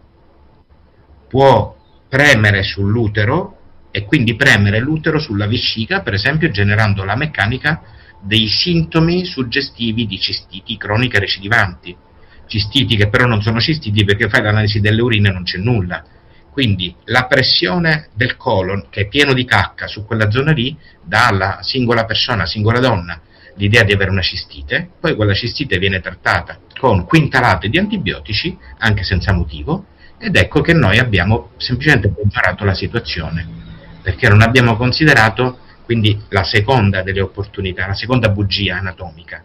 Il sigma in una percentuale consistente delle persone, io mi sono fatto un calcolo sul 30-37% della popolazione italiana, il sigma è 3 o 4 volte più lungo di quello che vediamo nelle immagini di Google o di internet. E quindi nel colon più lungo due cose succedono sicuramente. Io sto in piedi, il colon va verso il basso e il sigma più lungo finisce all'interno del bacino, che è una coppa, è tipo una zuppiera da insalata, però d'osso, con uno spazio diciamo magico, che è il pavimento pelvico sotto. Tutto quello che finisce là sopra, immaginatelo come se fosse una lunga salsiccia che finisce là sotto, Quindi il miglior tentativo dell'ano di buttare fuori la cacca lo fa con metri di intestino sopra che fanno da valvola a sua volta. Queste donne, che magari per una vita fanno i clisteri, fanno l'errore di fare il clistere sul fianco di sinistra, dove stanno chiudendo questa salsiccia. Magari basterebbe solo mettersi sul fianco di destra, perché apri tutta la parte a sinistra, il discendente, il sigma e il trasverso. Questa roba, quello che vi sto dicendo, che sono due cose rivoluzionarie, non entrano in medicina, non entrano nella facoltà di medicina, non entrano nell'ambulatorio del medico, e quando io mi permetto a un medico di famiglia di chiedere una radiografia in piedi, radiografia senza mezzo di controllo, senza mezzo di contrasto, banale radiografia, dove noi facciamo la diagnosi con una radiografia, arriva il blocco, cioè c'è il muro di gomma, perché stiamo somministrando la radiografia, sono raggi X, qual è il motivo per cui la sta chiedendo? Cioè, io pensavo che trovare un esame il meno invasivo possibile fosse una figata, e invece alla fine forse i medici di famiglia, ma soprattutto quelli che ti vendono TAC e risonanze magnetiche a peso d'oro, un esame che dura un quarto di secondo, che costa 2 lire, si opporranno sicuramente. Meglio un tubo dove non batte il sole, dove hai bisogno di un anestesista, dell'infermiere, della sala operatoria, tutto sterile, e quindi poche risorse, limitate risorse, piuttosto che una radiografia che puoi fare in qualunque parte d'Italia in un quarto di secondo, che non ha bisogno di nulla di particolare. La vedi, l'unico esame in piedi, l'unico esame che ti dimostra che il fegato e lo stomaco arrivano fino al bacino. Poi abbiamo Lucia dice allora Escherichia coli nelle urine, che ha preso il sopravvento e che non se ne va, mangio meglio che posso, studio tanto ma non usa farmaci nelle urine. Allora, prima cosa, l'Escherichia coli non è delle urine, l'Escherichia coli è del colon.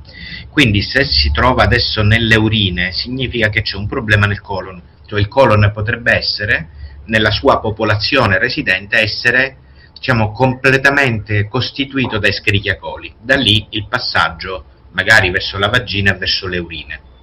Ma detto questo, quindi la vescica è il segnale d'allarme, il problema è il colon, ed esistono delle aziende in Italia dove gli mandi un campione di cacca e ti dicono con quale olio essenziale ammazzare l'Escherichia coli. Centro Analisi Falisco di Viterbo, www.centroanalisifalisco.it, fanno l'aromatogramma delle feci, anche contro le candide. Loro vedono nelle feci fino a 90 candide e ti fanno la doppia lettura, antimicotico e olio essenziale. Poi magari spiego perché io preferisco sempre l'olio essenziale. Ma se anche io ho 1 miliardo di Escherichia coli nelle urine ma non ho sintomi, attenzione, le linee guida AIFA, Associazione Italiana del Farmaco, e le linee guida italiane del Ministero ti dicono quella non è un'infezione, è una batteriuria asintomatica. Vi prego, cercate su Google batteriuria asintomatica e loro ti dicono non c'è motivo di usare l'antibiotico, perché non è un'infezione. Se poi quel miliardo di Escherichia coli o il milione di Escherichia coli nelle urine mi dà fastidio perché ho la mia vicina, la mamma, il fidanzato, il medico che mi rompono i cabasisi, allora considera che 2 elementi facilmente rintracciabili e che secondo me andrebbero utilizzabili in qualunque cistite. Uno è un zucchero particolare che si chiama dimannosio, il quale quando si concentra nelle urine è come se fosse è come se evitasse la capacità dell'Escherichia coli di attaccarsi alla mucosa vescicale. L'altro, l'N-acetilcisteina, sicuramente un mucolitico dimenticato, c'è un nome commerciale, ma l'N-acetilcisteina ha la capacità di sciogliere il muco sia delle candide che dei batteri che dell'Escherichia coli, e per questo, per esempio, l'N-acetilcisteina, l'acronimo è NAC, è considerato un agente anticandida, semplicemente perché interviene sul muco. E già senza fare antibiotici, e già stai facendo un lavoro bellissimo. Poi che tu mangi bene, scusami, ti do del tu, Che tu mangi bene con un intestino pieno di Escherichia coli, ne dubito fortemente. Gli Escherichia coli amano fermentare, sono estremamente fermentanti. Una buona parte della frutta fermenta, c'è poco da fare.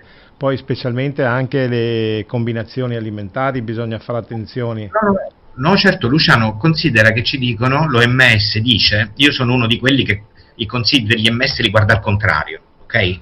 Quindi mi dicono devi abbassare il colesterolo, io sono convinto invece che il colesterolo vada tenuto alto. Mi dicono devi mangiare 5 porzioni di frutta e verdura al giorno, e io mi sono fatto la domanda del perché. La frutta e la verdura servono a me, a te, a Francesco, o servono a loro?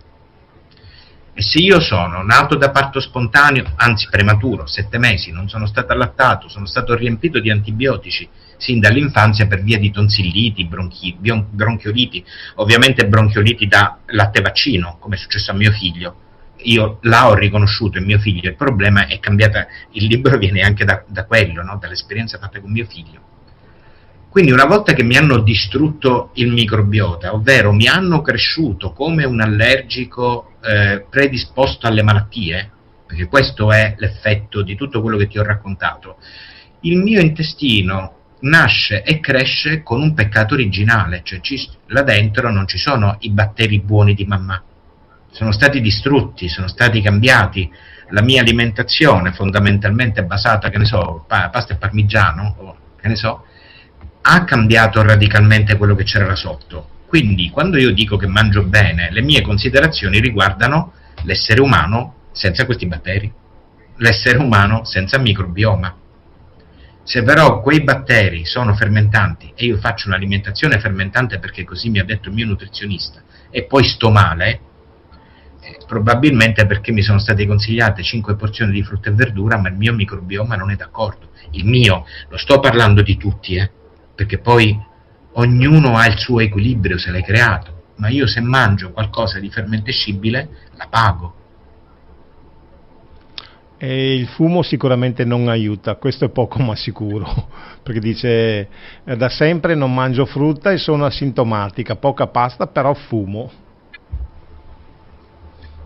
Alcuni potrebbero anche dire io non fumo, non mangio pasta, non mangio pane, però bevo 3 litri di vino al giorno. Ognuno ha il suo, diciamo, talone d'Achille. Convivere, per quello dico che questi discorsi sarebbero importantissimi, cioè no, utilissimi, dico, se i genitori fossero di buon esempio per i piccoli. Perché... Tu parli di quei genitori che non sanno se vogliono essere genitori, che danno al bambino di 8 mesi, 10 mesi nella carrozzina il cellulare e il tablet, giusto? Perché così loro possono fare continuare a fare quello che devono fare? Oppure sono quei genitori che sono per primi vittime di un sistema educazionale sbagliato da un punto di vista nutrizionale e che si servono del supermercato, quindi di roba ultra processata, ultra raffinata, che sta sugli scaffali per 6, 8, 10 mesi senza ammuffire, anche se tu prendi pan carré del supermercato, lo butti a terra, non ci vanno né le formiche né gli scarafaggi e probabilmente non si forma neanche la muffa. Cioè, una cosa del genere, che diventa il leitmotiv della nostra alimentazione per più motivi, anche per quello che citavo di Carosello e di Gillo Pontecorvo, loro considerano quella roba lì la normalità. Loro considerano i migliori consigli della nonna, della suocera, eccetera, come normalità, e anche se magari io volessi dare al mio bambino la migliore nutrizione, la migliore alimentazione, quando arriva a scuola, alla primina, alle elementari, e trova, stavo per citare Berrino, trova la merda, perché questo è il livello, la qualità delle mense scolastiche, io mi trovo di fronte a un altro problema, cioè il mio potere di gestire mio figlio quando esce fuori da casa non ha più potere, non esiste più.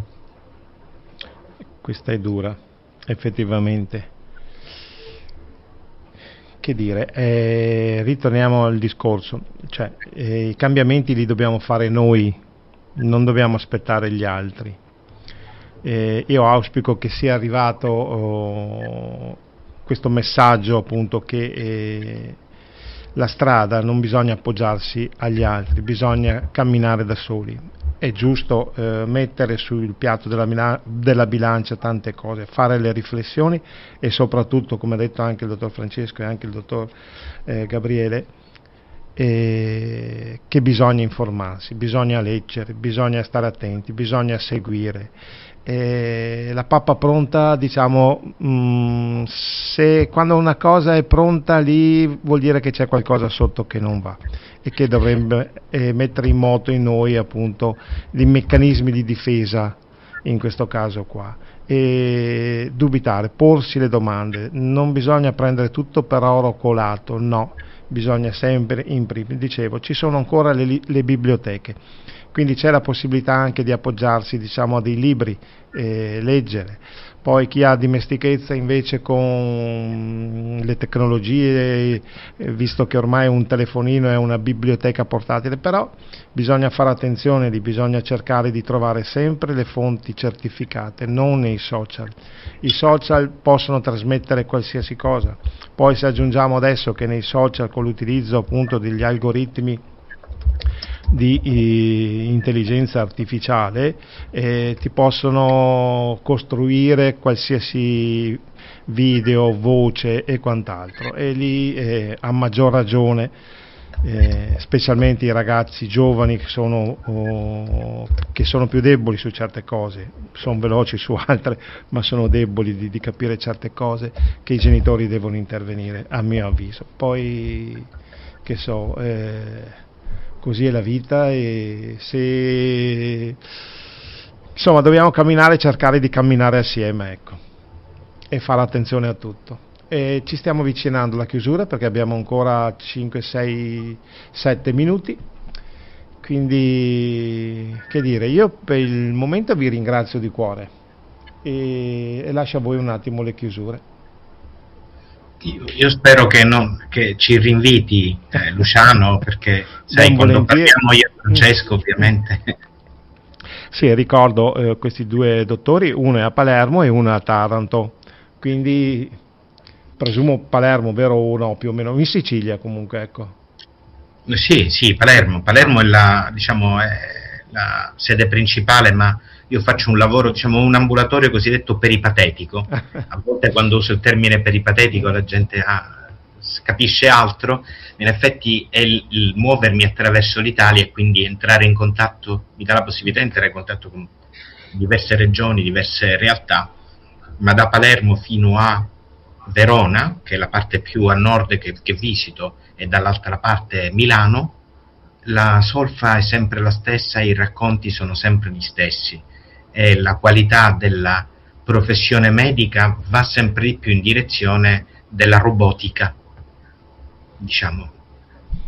Alla fine la peggior critica è che per prescrivere un protocollo non c'è bisogno di essere medici, aver fatto 6 anni di medicina e 6 anni di specializzazione, che ne so, in chirurgia, no? Lo può scrivere chiunque un protocollo, tanto un robot quanto un bancomat, quanto qualcuno che si fa un corso di 6 settimane e diventa uno specialista in prescrizione. Sì, ho anche l'utilizzo delle varie algoritmi lì, delle varie chat che ti forniscono dati a gogo, e alla fine però tu sei una copia e non sei tu, perdi la tua unicità, la tua anima e tutto, dico io. Poi, caro Francesco. Sì, niente, al di là ovviamente del ringraziarti per lo spazio che ci hai dedicato, ringrazio Rosanna Previs e poi ritengo di ringraziare veramente di cuore una persona che ho conosciuto tramite Rosanna, che è Roberto Putorti, grazie al quale, con una sua generosa donazione, è stato possibile realizzare questo convegno all'università.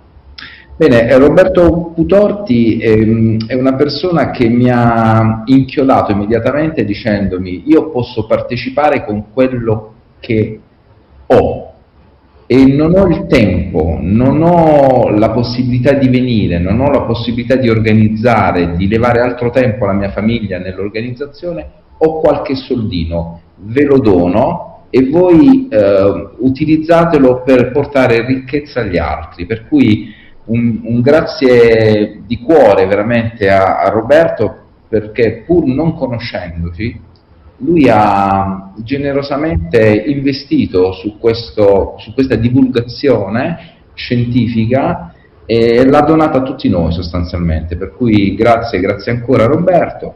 Per quanto concerne il sunto del nostro incontro, mi ripeto volentieri dicendo che evitate gli assegni in bianco sulla vostra salute e su quella dei vostri cari, cercate di capirne di più. La possibilità, se siete qui in ascolto, vuol dire che avete scelto questo tipo di trasmissione libera. All'interno di questo mare ci sono questi pesci, questo tipo di relatori che la pensano in questo modo, per cui se anche voi la pensate in questo modo, approfondite, non credete a una parola di quello che vi stiamo dicendo, ma cercate di appurare, cercate di leggere in modo critico se quello che vi è trasferito in questo momento ha un senso oppure no per voi e per le vostre famiglie.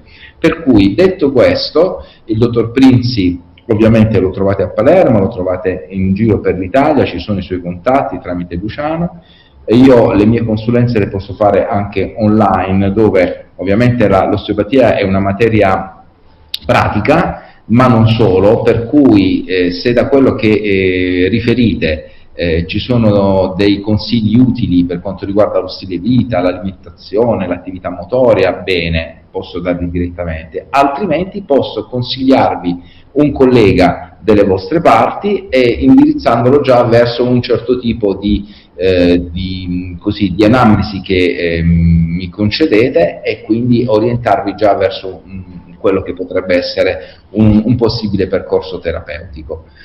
Detto questo, che dire? No, ci sarebbe da ricordare appunto i video inerenti, diciamo, la conferenza possono essere visti sul canale YouTube che dicevi prima, in modo che così... Sì, dell'associazione Noi. Io ti ho girato delle cose su WhatsApp che sono un po' i link dove è possibile andare a vedere anche i video come quello dell'associazione, e per cui basta iscriversi gratuitamente, in questo caso al canale, alla pagina Facebook o al canale YouTube, e lì ci sono tutte le relazioni di tutti i relatori che sono stati invitati il 19 giugno all'università. No, così hanno modo di rendersi conto la conferenza, i problemi e i punti, quelli che sono interessanti appunto da mettere sul piatto che abbiamo noi. Diciamo il motivo per il quale l'abbiamo fatto. Ecco. Bene, io vi ringrazio di cuore per il tempo che ci avete dedicato, un grazie di cuore, e un grazie ancora a Rosanna, e un grazie di cuore anche a Gianni Marzon, che poi provvederà, diciamo, a preparare questa trasmissione, la caricherà sul canale YouTube della Forza dell'Amore. Grazie ancora di cuore tutto, e un risentirci sicuramente. Grazie Francesco e grazie Gabriele. A presto, buona domenica. Buona Buona domenica.